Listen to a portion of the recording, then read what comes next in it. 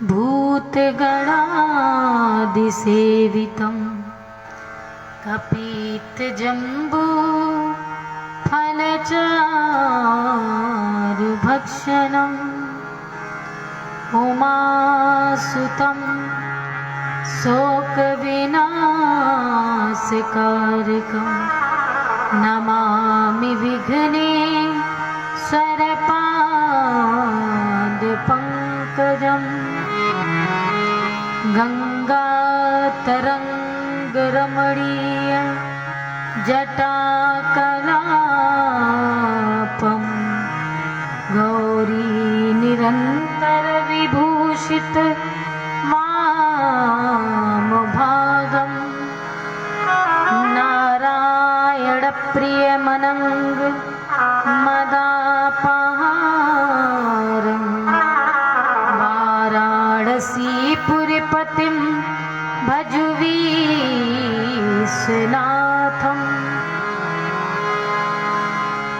ध्येयं सदा परिभवग्नं भीष्टदोहम्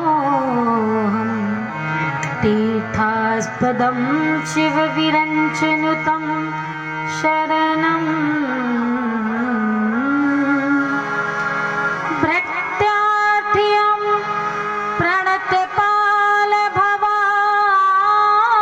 प्रणतपालभवादिपोतं वन्दे महापुरुषते चरणारविन्दम् वंशी विभूषितकरा नवनीरदाभा पीताम्बरा दरुणबिम्ब फलाधरोष्ठा पूर्णेन्दुसुन्दर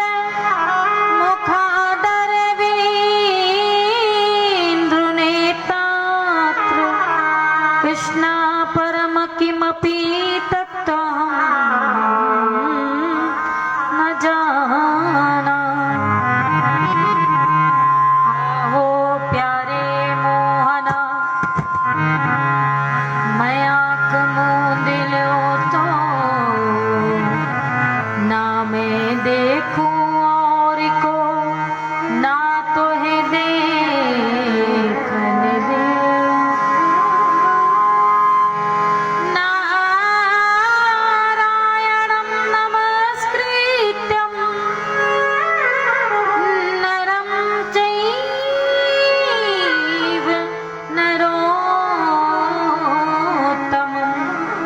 देवी सरस्वती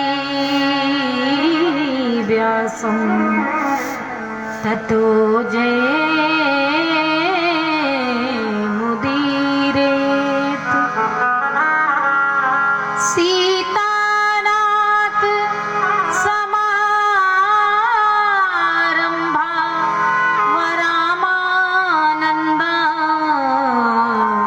मध्यमा अस्मदाचार्य पर्यन्तं वन्दे वाणी वन्दे गुरु परम्परा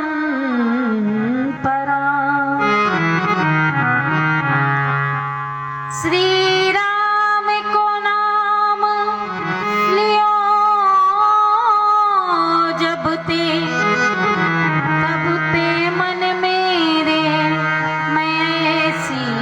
बसी हूँ और को नाम तो छाड़ दियो प्रभु तेरे ही नाम में फेंट कसी है जाऊं कहाँ पद पंकज छाड़ के प्रभु पद जाल में मीन फंसी है अब ऐसी करो जा में लाज रहे यदि मेरी हंसी तो तुम्हारी हंसी है सच्चिदानंद रूपाय विश्वोत्पत्ति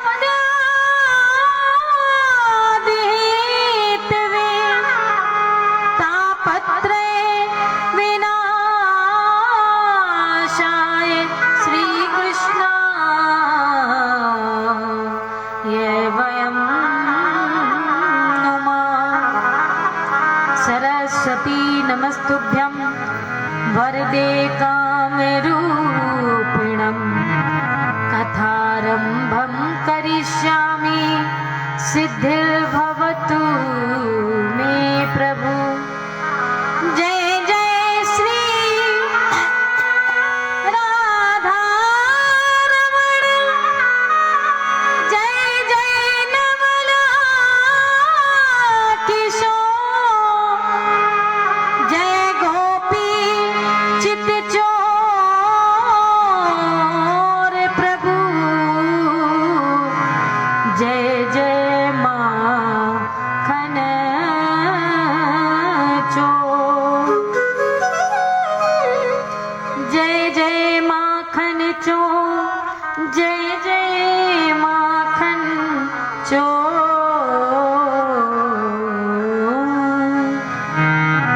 प्रेम से बोलिए श्रीमद् भागवत महापुराण की।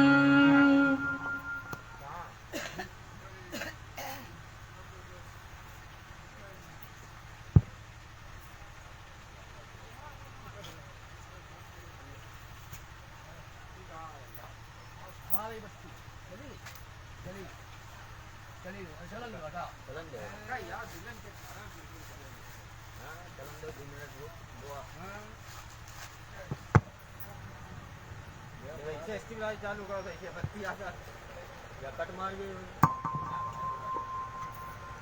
प्रेम से बोलिए शंकर भगवान की, सीताराम जी महाराज की, बांके बिहारी लाल की, राधा रानी सरकार की, समस्त ग्राम के सभी देवी देवताओं की जय जय श्री राधे श्याम।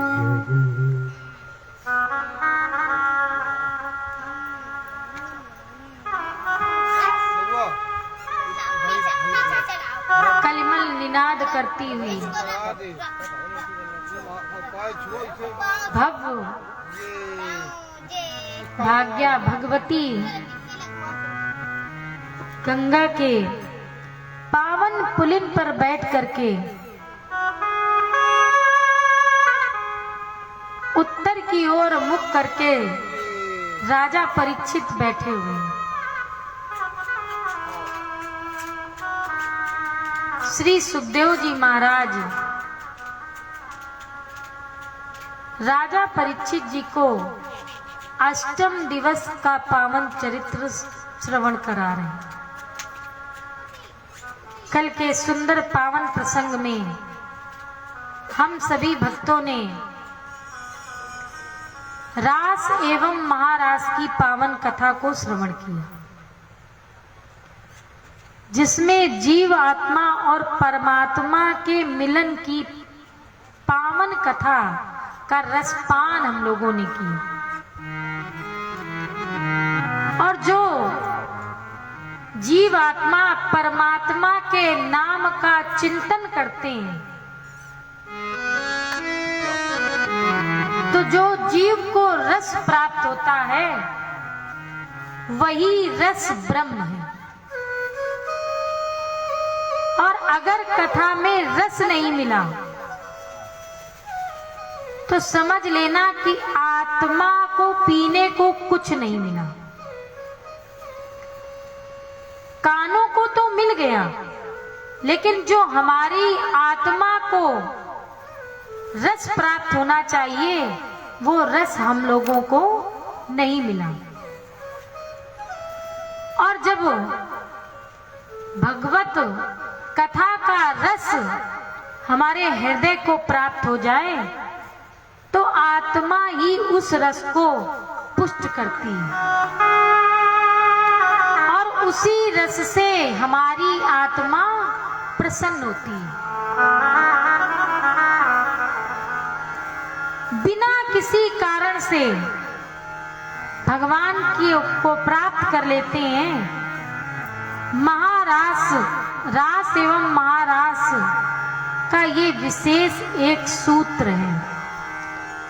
रस ब्रह्म की प्राप्ति होती है, रसो वैसा। तो आइए दो पल प्रभु नाम का संकीर्तन करें और इसके बाद सुंदर कथा में प्रवेश करें। और आज की कथा भगवान के विवाह तक पहुंचेगी। तो हम तो भोले बाबा से चाहेंगे कि भगवान के विवाह में अत्यधिक आप लोग आए और सम्मिलित हो आकर के। तो आइए 2 पल प्रभु नाम का संकीर्तन और इसके बाद सुंदर पावन कथा में प्रवेश करें। विजय भैया जी। दशा मुझ दीन की भगवन संभालोगे तो क्या होगा। दशा मुझ दीन की भगवन संभालोगे तो क्या होगा।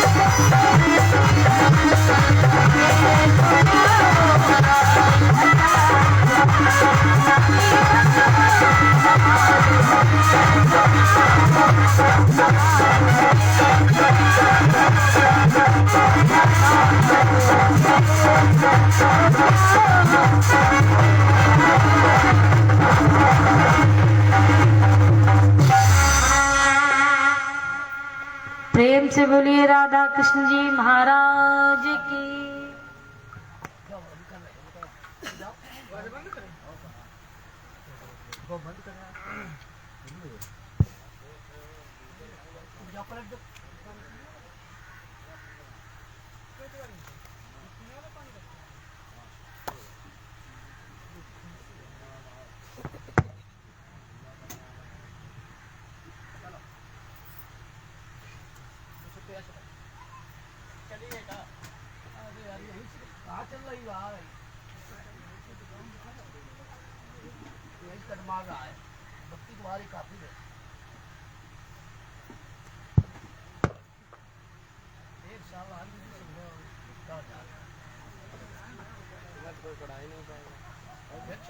बंद कर दो। लगातार प्रेम से बोलिए बाके बिहारी लाल की। श्री सुखदेव जी महाराज गंगा के पावन पुलिन पर बैठ करके राजन परीक्षित जी को कथा सुना रहे हैं। देव ऋषि नारद से एक दिन भगवान ने पूछा, भगवान ने नारद से भेंट की और बोले,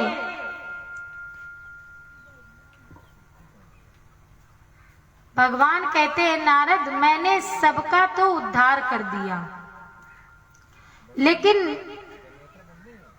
आज नारद कहते हैं ठाकुर जी से कि प्रभु ये बताइए कि आप कंस का उद्धार कब करेंगे, कंस को कब मारेंगे।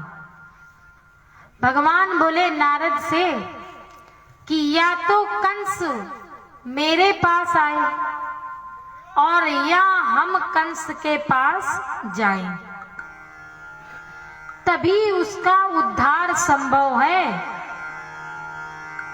तो नारद बाबा कहते हैं कि आप तैयारी करिए, क्योंकि कंस नारद की बात बहुत मानता था और किसी संत की बात को नहीं मानता था, लेकिन नारद पर अटूट विश्वास था कंस को। भगवान को समय दिया नारद ने, और इधर नारद जी बीणा उठा करके भोजराज कंस के दरबार में पहुंच गए। जब कंस के दरबार में पहुंचे तो सीधे जाते ही नारद जी ने कंस से एक बात पूछी। बोले कंस ये बताओ कि तुमने जो कन्या मारी थी वो कन्या किसकी थी? तुमने जिस कन्या का वध किया था, वध करना चाहते थे, तो ये बताओ वो कन्या थी किसकी? तो कंस बोला कि वो कन्या देवकी की थी। हथकड़ी और बेड़ी पड़ी थी, पहरेदार सब जाग रहे थे और मैंने देवकी की गोद से इस कन्या को उठाया और ज्यों ही उस बालिका को खींचा, बालिका को मैंने खींच लिया था। नारद जी कहते हैं कंस से कि ये बताओ ये बात सत्य है कि नहीं है? नारद जी ने इस मर्म को, इस रहस्य को एक श्लोक में खोला है। तो आइए आज के जितने भी श्लोक हैं वो भोले बाबा के चरणों में समर्पित करते हैं। यशोदाया सुता कन्या देवक्या कृष्ण में बुचा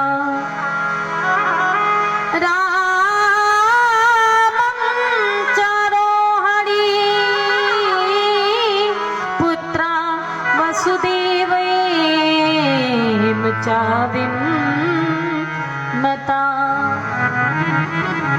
यशोदायां सुता कन्या देवक्या कृष्णमेव च यशोदायाम सुता कन्या। अरे कंस, तुम्हें पता नहीं है, यशोदायाम सुता कन्या, ये जो कन्या तुमने देवकी की गोद से खींची थी, वो देवकी की नहीं थी, यशोदा की थी। और तभी तो वो कन्या तुम्हारे हाथ से छूट गई थी।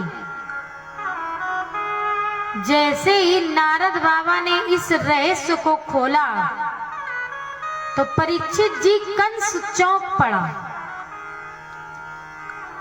और कहता है, अच्छा ये बताओ, अगर वो कन्या यशोदा की थी तो देवकी की 8वीं संतान कौन थी? तो आज नारद बाबा कहते हैं, देवक्या कृष्णमेव च। देवकी की 8वीं संतान कृष्ण है, कृष्ण। रामं च रोहिणी पुत्र, और रोहिणी का पुत्र है बलराम।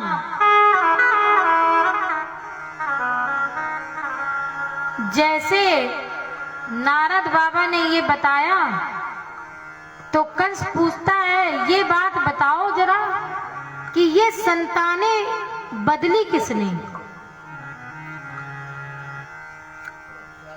तो नारद बाबा कहते हैं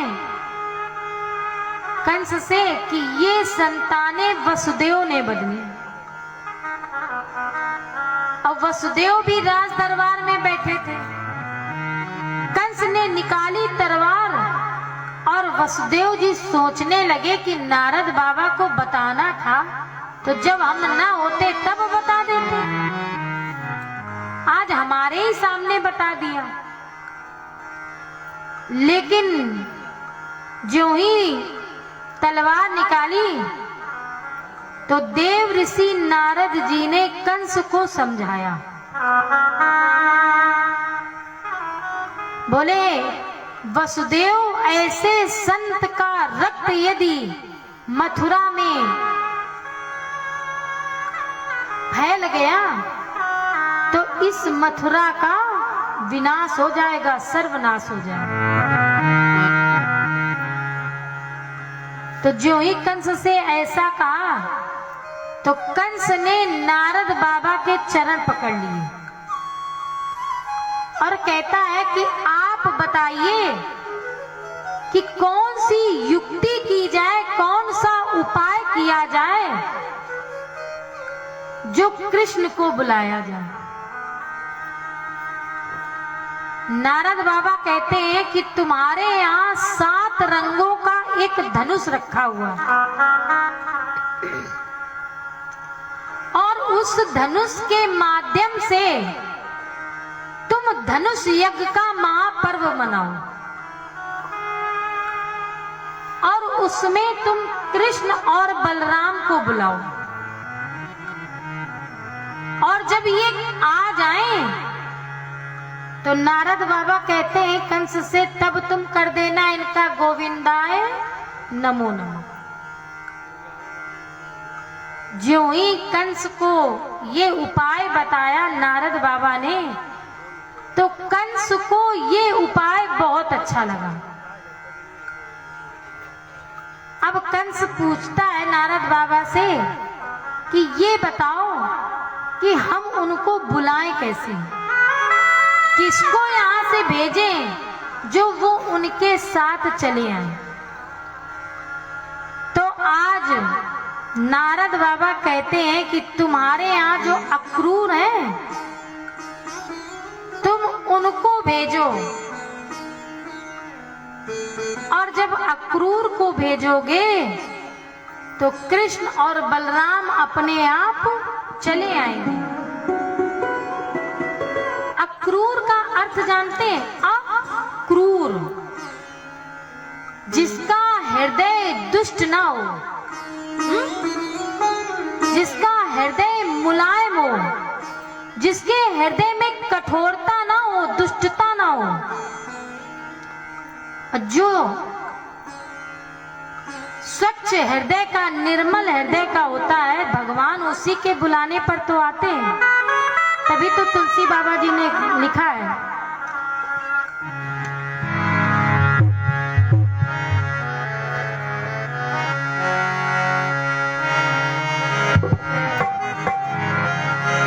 निर्मल मन जन सो मोहि पावा, निर्मल मन जन मन सो मोहि, निर्मल मन जन सो मोहि पावा, निर्मल मन जन सो मोहि पावा, मोहि कपट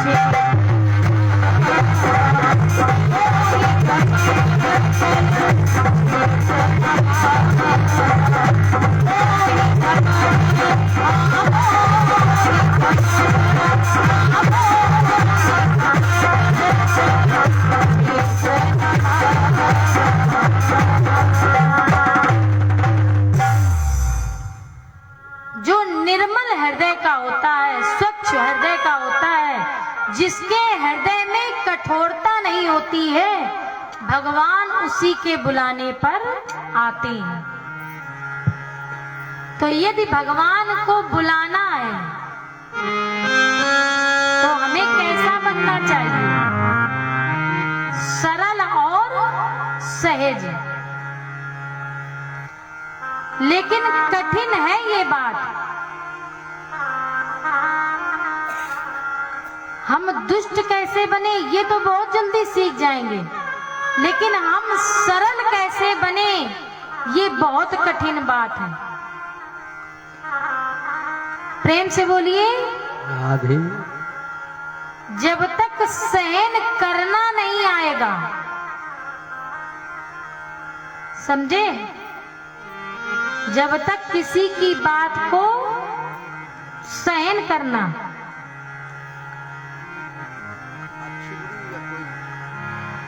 देखिए संत वो है, सच्चे हृदय का व्यक्ति वो है सरल। संत को जल्दी क्रोध नहीं आता है, तभी तो कहा जाता है संत हृदय नवनीत समाना।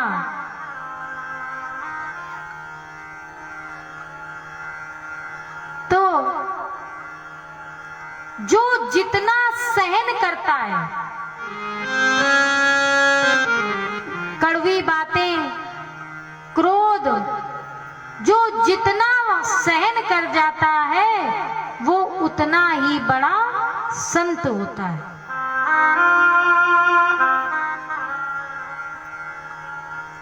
और सहनशीलता हमारे हृदय में तब आएगी जब क्रोध के हथौड़े हम सहन करना सीख जाएंगे और पलट के वार नहीं करेंगे, तो समझ लीजिए कि हृदय हमारा कैसा हो रहा है? मुलायम, सरल हो रहा है। तो सरलता बहुत कठिन है। प्रेम से बोलिए। आज कंस ने अक्रूर को बुलाया और अक्रूर को भेजा है। अक्रूर जी रथ में बैठे और नंद बाबा के यहाँ पहुंचे रात्रि में, सायंकालीन। और जो ही नंद बाबा के द्वार पर पहुंचे तो आज कन्हैया और बलराम नंद का हाथ पकड़े थे। नंद बाबा का एक तरफ कन्हैया और एक तरफ बलराम जी। और जो ही अक्रूर को आते देखा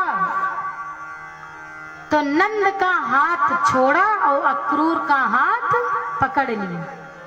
प्रेम से बोलिए।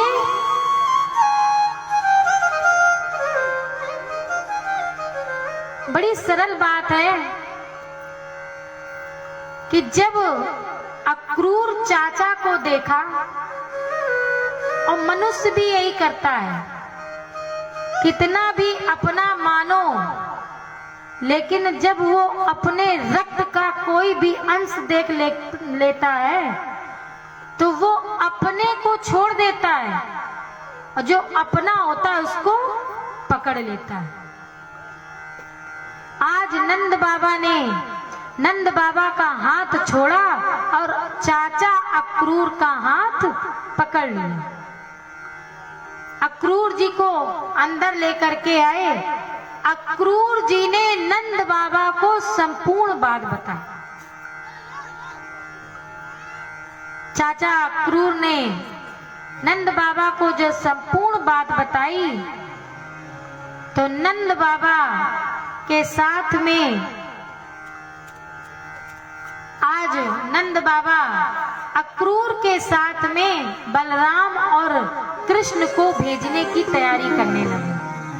प्रातः कालीन का समय हुआ, भगवान रथ पर बैठने लगे तो जितने भी ग्वाल बाल थे वो सब रोने लगे। गोपियां जितनी थी तो वो गोपियां आज भगवान के रथ के सामने खड़ी हो गई और कहने लगी कि श्याम सुंदर, मैं तुमको जाने नहीं दूंगी। आज समस्त गोपियां रो रही हैं और भगवान आज गोपियों को समझा रहे हैं। भगवान ने समझाया, अरे गोपियों, मैं क्या हमेशा के लिए थोड़ी जा रहा हूं, मैं 2 और 3 दिन में वापस आ जाऊंगा। आज जाऊंगा और वहां उत्सव है, वो उत्सव देख करके मैं वापस आ जाऊंगा। अक्रूर के साथ बलराम और कृष्ण बैठ गए। रथेन वायु वेगेन कालिंद्री, जो रथ था वायु के समान दौड़ पड़ा और जा करके कालिंद्री के पास में रुक गया। और जो ही कालिंद्री के तट पर ये रथ रुका तो चाचा अक्रूर कहते हैं भगवान से कि क्या हम जल में स्नान कर सकते हैं? अगर आपका आदेश हो, आपकी कृपा हो तो इस निर्मल यमुना के जल में हम स्नान कर लें। अक्रूर जी ने जब ये बात पूछी तो भगवान को काहे का ऐतराज। ठाकुर जी ने आज्ञा दे दी। आज अक्रूर उतरे और यमुना के जल में स्नान करने लगे और ज्यों ही डुबकी लगाई तो नीचे क्या देखते हैं कि रथ समेत भगवान कृष्ण और बलराम बैठे हुए। अक्रूर जी अचानक अबाक रह गए और उन्होंने यमुना के ऊपर जब मुख उठाया, जल के ऊपर मुख लाए तो देखा कि रथ ऊपर खड़ा है। फिर डुबकी मारी तो फिर वही दिखाई पड़ा और फिर जब मुख बाहर किया तो देखा क्या रथ बाहर खड़ा है। और जब फिर डुबकी मारी तो भगवान ने अपने चतुर्भुज का दर्शन अक्रूर जी को कराया। प्रेम से बोलिए। अक्रूर जी आज चरणों में गिर गए ठाकुर जी के और दिव्य स्तुति की। लौटकर माधव मुस्कुराए और चाचा अक्रूर के साथ आज कृष्ण और बलराम मथुरा आ गए।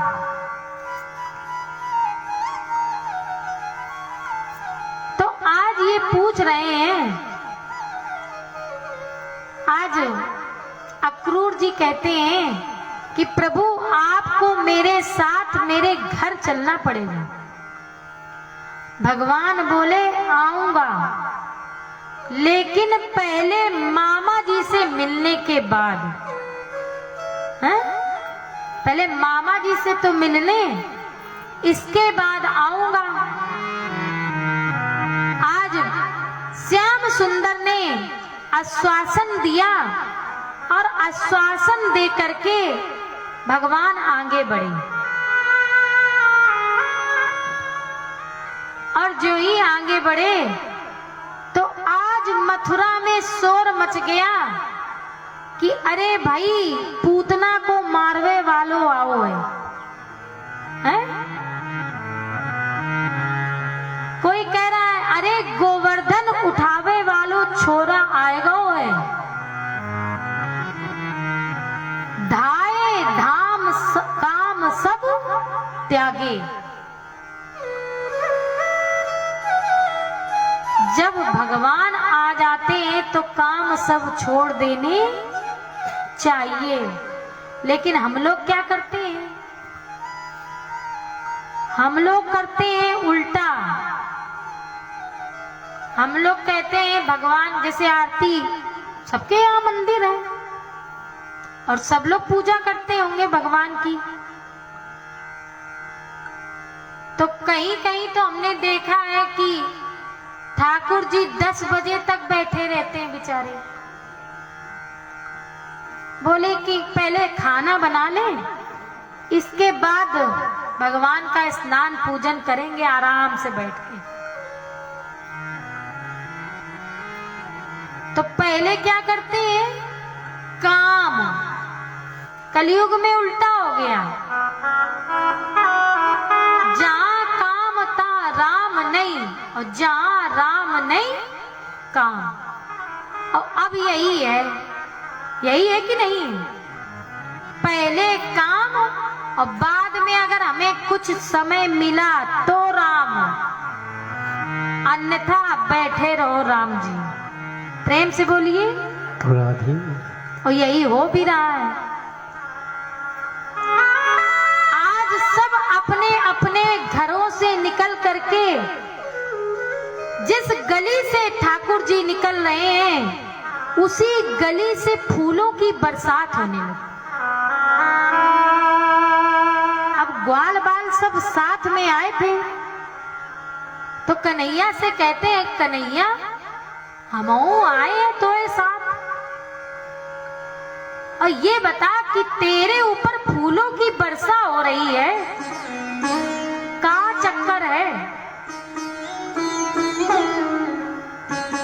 कन्हैया कहते हैं तो खबर ना है। तो एक ग्वाल बाल सब कहते हैं कि हाँ मुझे नहीं पता है। बोले वो जो कंस है, कंस वो मेरा सगा मामा लगता है। ग्वाल बाल कहते हैं, काय रे कन्हैया तूने मुझे अब बताया, अगर पहले बता देते तो हम भी अच्छे अच्छे कपड़े पहन करके आते हैं, राजसी वस्त्र पहन करके आते। हम तो एक ग्वाला बन करके चले आए। अगर मामा के यहाँ आना था तो राजकुमार बना करके लाते हैं? तुम तो ग्वाला बना करके ले आए। इन पुराने कपड़ों में तुम कन्हैया हमको यहाँ ले आए। तो कन्हैया कहते हैं, ठाकुर जी अरे नाराज क्यों हो रहे हो? कपड़ों की व्यवस्था तो करनी है। ये व्यवस्था हम तुम्हारी कर देंगे। हम अब तो मामा जी के यहाँ आए हैं, काऊ बात की कमी ना है। प्रेम से बोलिए। और आज कन्हैया ग्वाल वालों को समझा रहे हैं, तो कन्हैया ने सबसे पहले पोशाक दिलाए। बोले सबसे पहले हमें कपड़े दिलाओ, कपड़े। अब क्योंकि भाई कपड़ों का जमाना है, कपड़े देख करके ही लोग प्रभावित होते हैं। एक हम इसमें आपको दृष्टांत बताएं। एक बार स्वरूपानंद जी महाराज, नाम तो सुना ही होगा।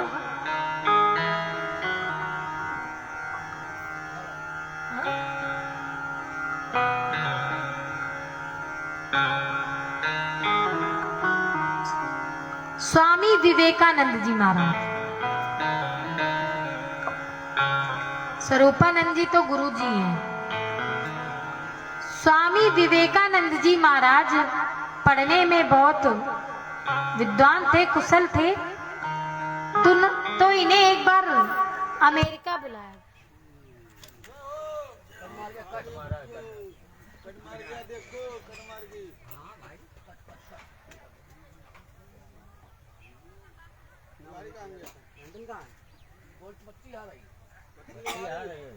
कट मार गया भैया, तुम्हारी ने कहा है। हाँ चलेगा।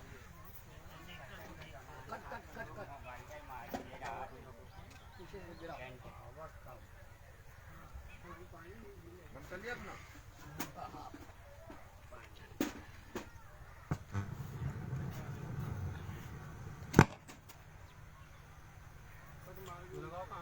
प्रेम से बोलिए के बिहारी लाल की।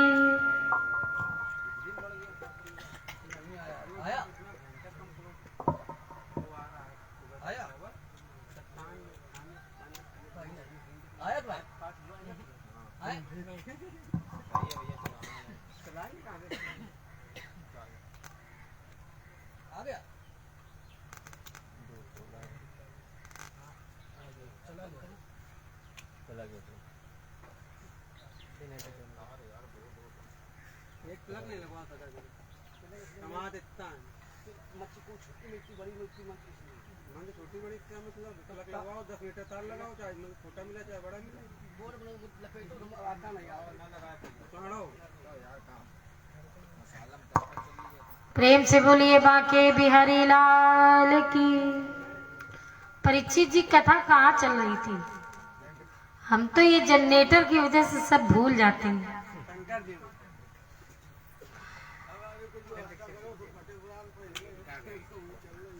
एक बार स्वामी विवेकानंद जी को मौका मिला तो विदेश जाने का।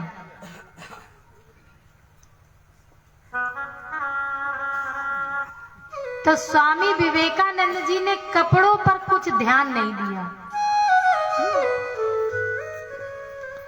और स्वामी विवेकानंद जी पहुंच गए।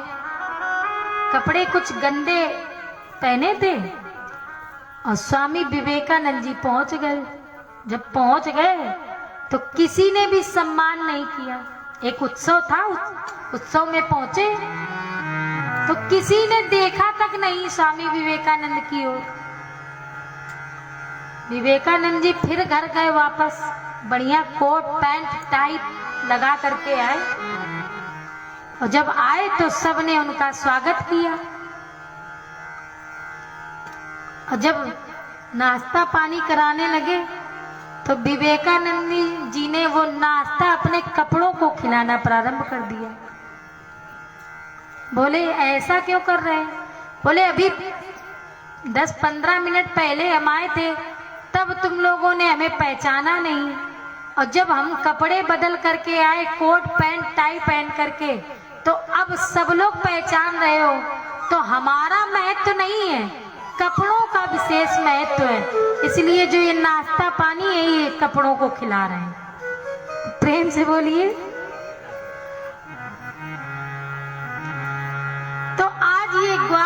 भी ऐसे ही कह रहे हैं। 4 कदम भगवान आगे बढ़े तो इतने में कंस का एक धोबी था, धोबी, और वो चला आ रहा था। अब आजकल तो चलने का जो चलन है ना, चाहे आता ना कुछ हो, लेकिन जब चलने का जो चलन होता है, वो चलने का चलन ऐसा होता है कि जैसे इनसे बड़ा फिर कोई ज्ञानी है ही नहीं। प्रेम से बोलिए राधे राधे।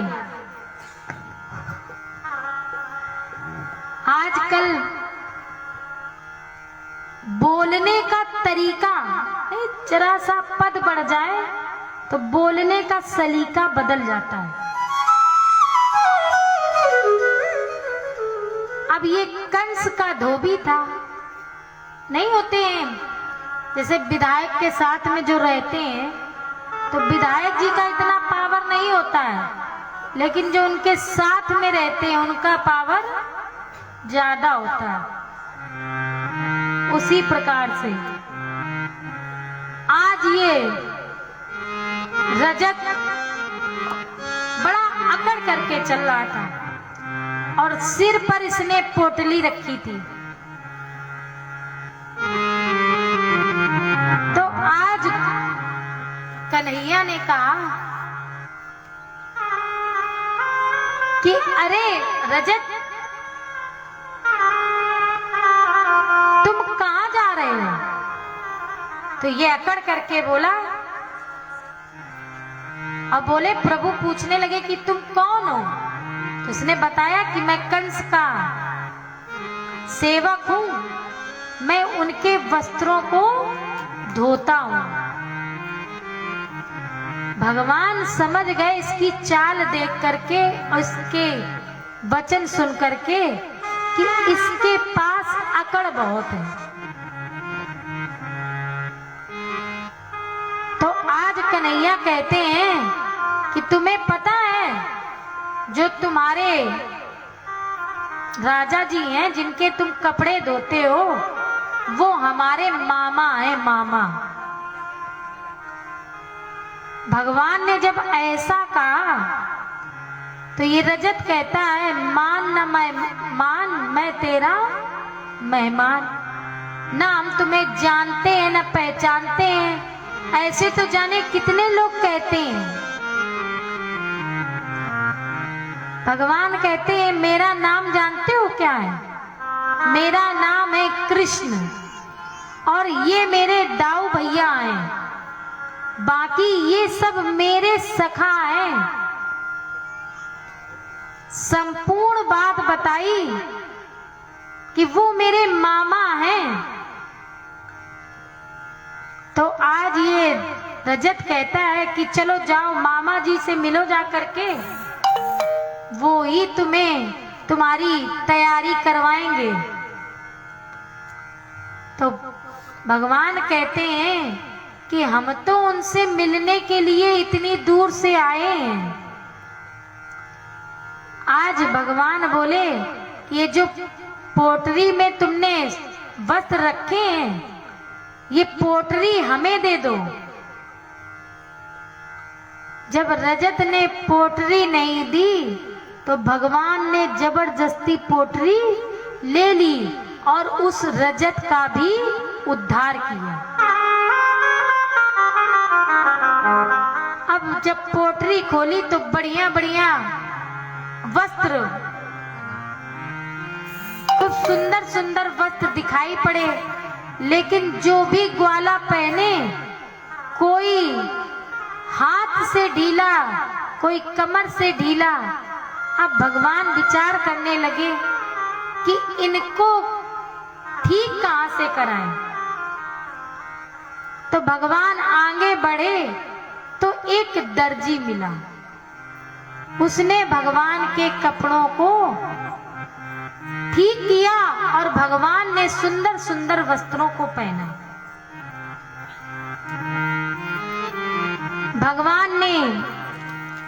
भगवान आगे बढ़े तो भगवान को सुदामना नाम का माली मिला। इसने भगवान को सुंदर पुष्पों के हार पहनाए।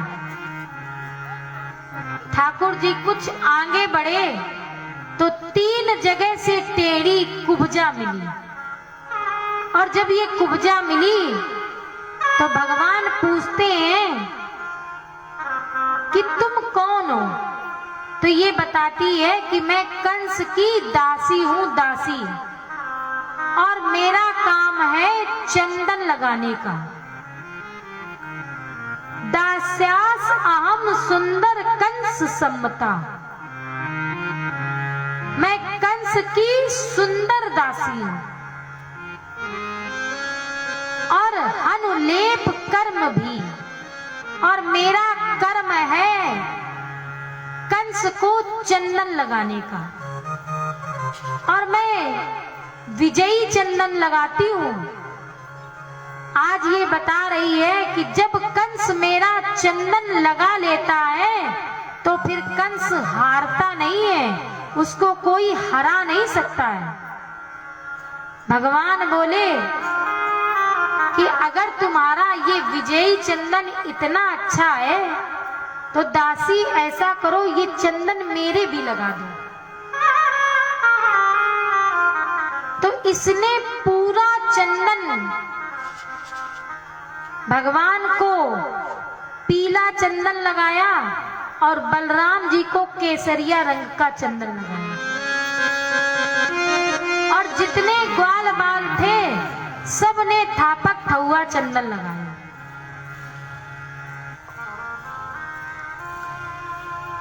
मैं आपसे एक निवेदन करूं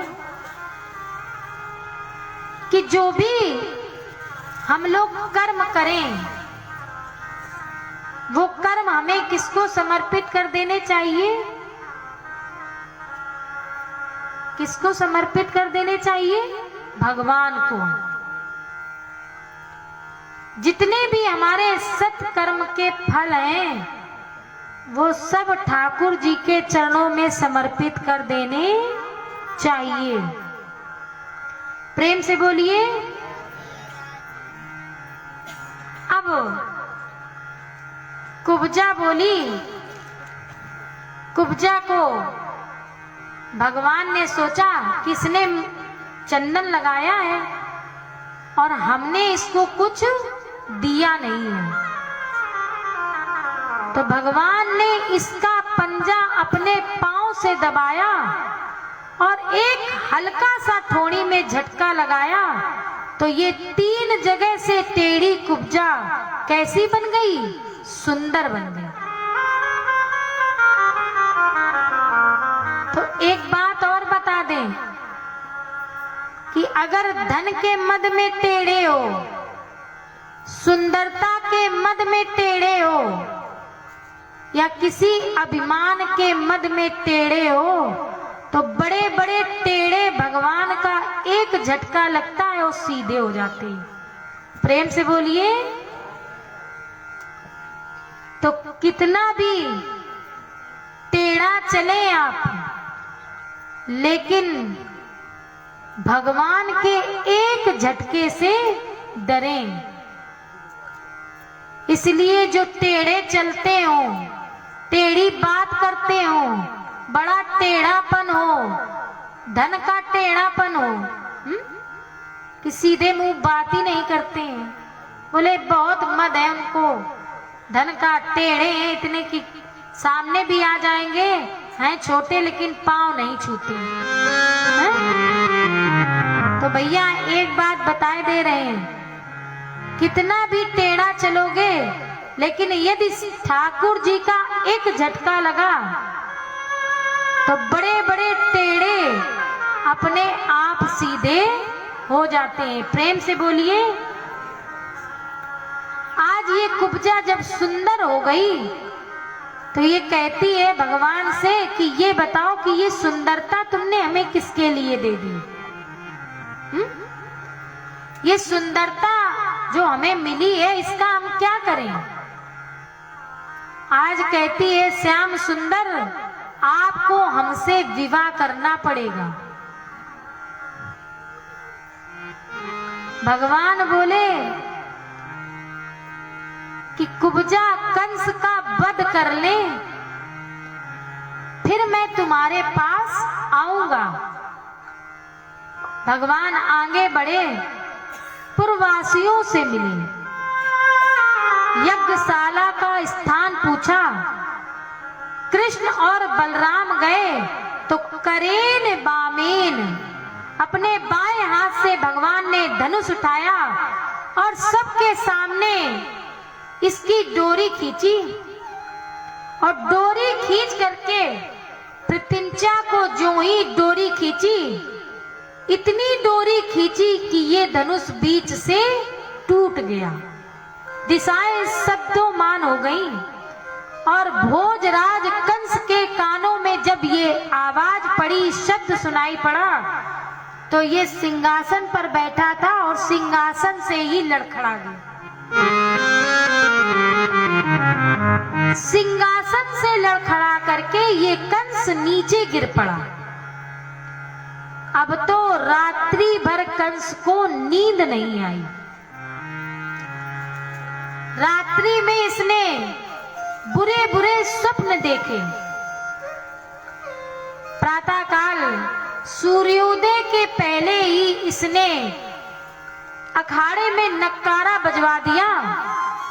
कृष्ण और बलराम ने नित्य क्रम का निवृत्त होकर के अपनी घुंघराली लटें बांधी और भगवान चल पड़े। जब आगे बढ़े तो कुबलिया पीठ हाथी मिला, और इसको कुबलिया पीठ हाथी को जब जगाया तो ये क्रोधित होने लगा। महावत ने एक अंकुश चुभा दिया, और जब ये महावत ने अंकुश चुभाया तो जो हाथी था ये और क्रोधित हो गया। अब भगवान ने कहा महावत से, अम्बास्ट अम्बास्ट मार्ग नो देही या चिरम। अरे महावत, मुझे रास्ता दो, रास्ता, देर मत करो, और अगर ये हाथी नहीं हटाया तो मैं तुम्हें यमराज के पास भेज दूंगा। महावत ने हाथी के अंकुश लगा दिया। हाथी को क्रोध आया। हाथी ने अपनी सूंड में भगवान को पकड़ लिया। अब भगवान सूंड के नीचे निकले, कभी पैरों से प्रवेश किया, कभी पीछे से भगवान प्रवेश कर जाते। और एक बात बताएं, भगवान ने इस महावत की पूंछ पकड़ी। तो एक बात बताएं, जिसकी पूंछ होती है हर व्यक्ति उसी के पीछे चलने लगता है। ऐसा होता है कि नहीं? क्योंकि संसार में जिसकी पूंछ नहीं है उसके पीछे चलने वाला कोई नहीं है। क्यों महाराज जी? प्रेम से बोलिए। भगवान ने पूंछ पकड़ी और एक मुष्टिका का प्रहार किया तो ये हाथी चक्कर खा करके गिर पड़ा। भगवान ने पहलवानों को पराजित किया, और भगवान ने इस महावत के एक दांत को कृष्ण ने और एक दांत बलराम जी ने उखाड़ लिया। इसके बाद जो वहां पर लोग बैठे थे, भगवान ने उनको 9 रूपों में दर्शन दिए, और इसी का भाष्य भी है रामचरितमानस में। तुलसी बाबा जी वर्णन करते हैं, जाती रही भावना जैसी, जाती रही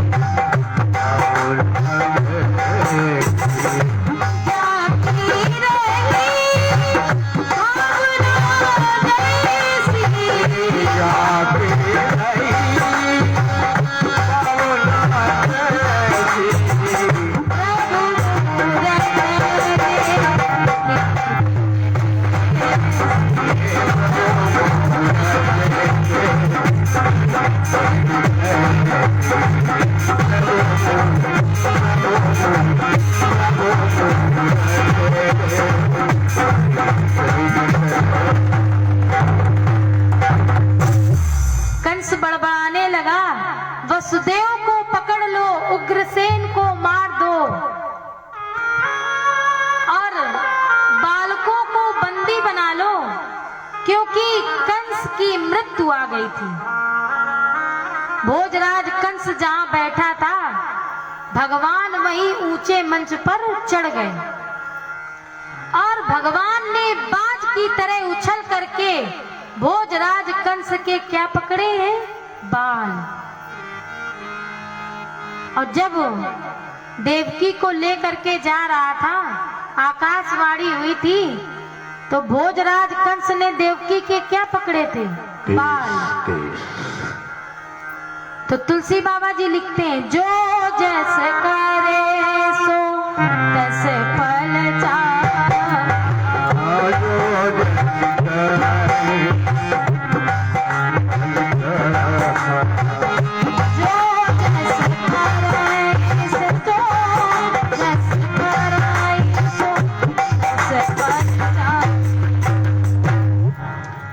जो जैसा कर्म करता है उसे वैसा ही फल प्राप्त होता है। और भगवान ने कंस का सबसे पहले मुकुट हटाया, क्योंकि मुकुट बांध के जब राजा बैठा होता है और यदि उसका वध कर दिया जाए तो राज हत्या लगती है। तो भगवान ने सबसे पहले कंस का क्या हटाया? मुकुट। निपात रंगो परितुंग मंचा, और रंगशाला में खींच करके लाए और कंस को नीचे गिरा दिया। ना कोई हथियार और ना ही कोई अस्त्र, ना ही कोई शस्त्र। उस कंस के ऊपर तीनों लोगों का भार जो अपने में लीन करने वाले भगवान श्याम सुंदर आज कंस के ऊपर बैठ गए। और जो ही त्रिलोकी नाथ कंस के ऊपर बैठ गए तो कंस भगवान का भार नहीं सहन कर पाया और इसके मुख से रक्त की धार निकली और भोजराज कंस का अंत हुआ। देवताओं ने पुष्पों की वर्षा की। हाय हाय की साथ ही हुआ कंस का अंत, पाप घटा धरती हसी, सुखी हुए सब संत। प्रेम से बोलिए कृष्णचंद्र जी महाराज की। आइए, भगवान ने कंस का अंत किया और हमारे गुड्डू भैया अपना गीत पहले से ही सेट किए हुए रखे हैं। तो आइए दो पल प्रभु नाम का भजन करें, इसके बाद आगे का पावन चरित्र समर्पण करें। आइए दर्शन के अनुसार जुड़ा हुआ भजन।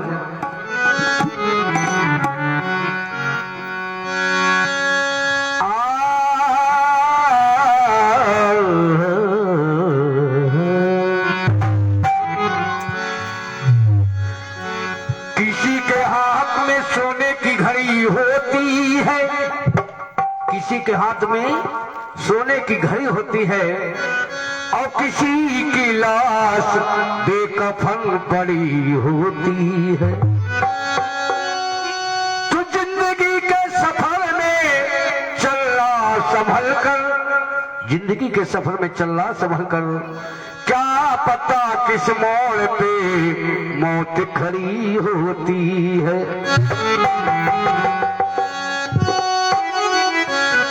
पल से पल में क्या हो जाए मानो तेरे शरीर का, कोई पता नहीं तकदीर का, पता नहीं तकदीर का।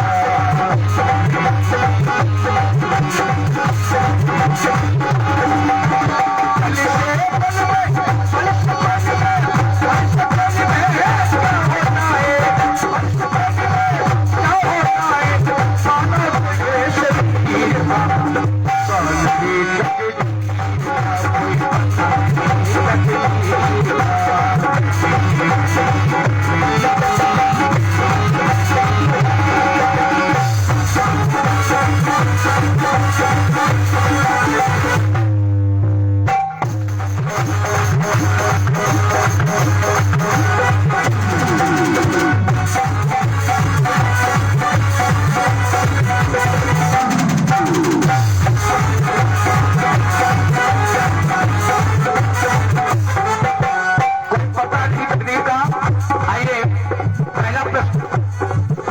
पहला भक्त दैनिक व्यवस्था क्या हुई? हरिश्चंद्र एक किसानी है, काशी में बिकने को गए, काशी में बिकने को गए रमा। हरिश्चंद्र एक किसानी है, काशी में बिकने को गए।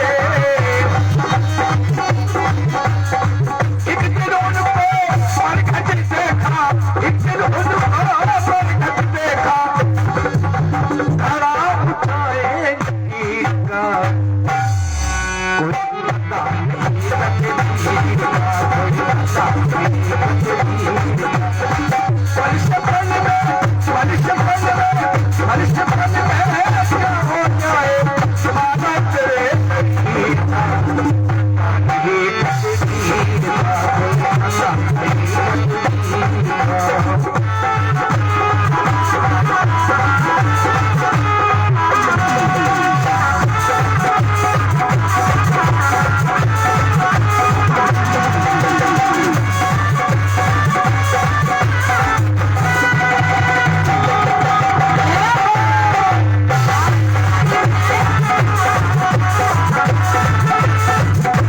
का। दूसरा भाव जो कथा भी लंबी है। दशरथ के पुत्र 4 हुए। गीत वो नहीं मिलेंगे कैसेट वाले, सुनो सुनाए भाई। दशरथ के पुत्र 4 हुए, राम लखन सिया वन को गए, राम लखन सिया वन को गए। कहते हैं कलेजी और होता है कलेजा और होता है भेजी और होता है भेजा और होता है। दशरथ के पुत्र 4 हुए, राम लखन सिया वन को गए।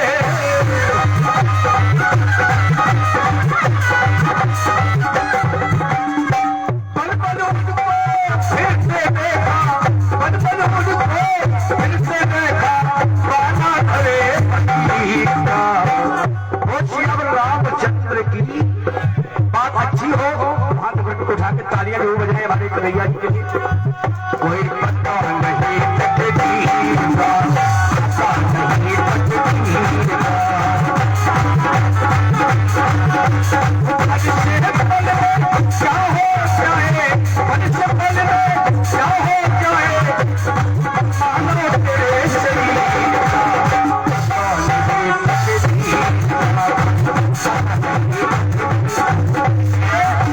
पल से पल में क्या हो जाए, उठाइए हाथ, शुरू का ध्यान करें। राधे राधे जब चले आएंगे बिहारी, राधे राधे जब चले आएंगे बिहारी, चले आएंगे मुरारी, आएंगे बिहारी चले आएंगे मुरारी। कितने भक्त बुला रहे हैं मुरारी को, वो हाथ उठाए। जो नहीं बुला रहे हैं, कंस को बुला रहे हैं, वो हाथ नीचे रखे। जो हाथ नीचे रखते पहले समझ लो कंस के घर में, कंस के पार्टी का है। और जो कन्हैया जी के पार्टी है ना, हाथ उठा के ताली बजा तो ऐसे कब से बजाएंगे। हमारी माताएं रहेंगे कंधे के ऊपर से, सर के ऊपर से नहीं हाथ होना चाहिए। भैया लोगों के से जितना हाथ ऊंचा उठाए।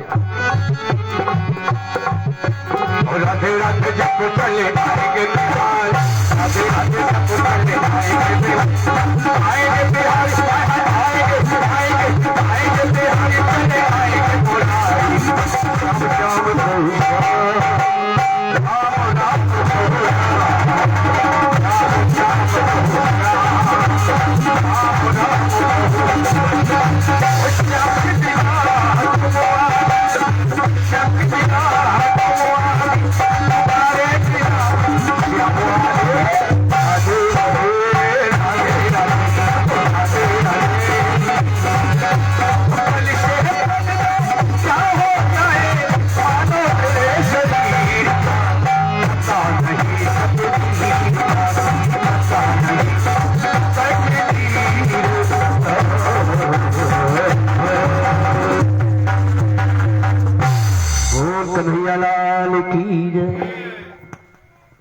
प्रेम से बोलिए बांके बिहारी लाल की।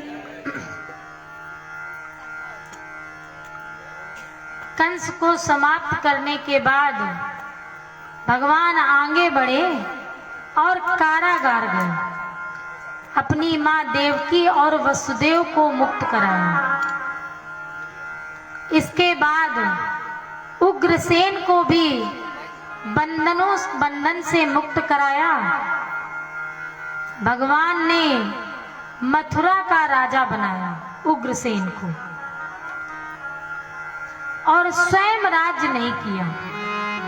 इसके बाद भगवान का जनेऊ हुआ और भगवान विद्या अध्ययन करने के लिए अपने गुरुशाला में गए। तो 64 दिन में 14 विद्याएं और 64 कलाएं भगवान ने प्राप्त की। गुरु सदन में जब शिक्षा ली तो गुरु जी ने कहा कि कुछ गुरु दीक्षा भी दो। और जब गुरु दीक्षा मांगी तो भगवान बोले कि क्या चाहिए। तो गुरु जी कहते हैं कि मुझे मेरा मरा हुआ पुत्र वापस चाहिए, जो कि समुद्र में डूब गया था।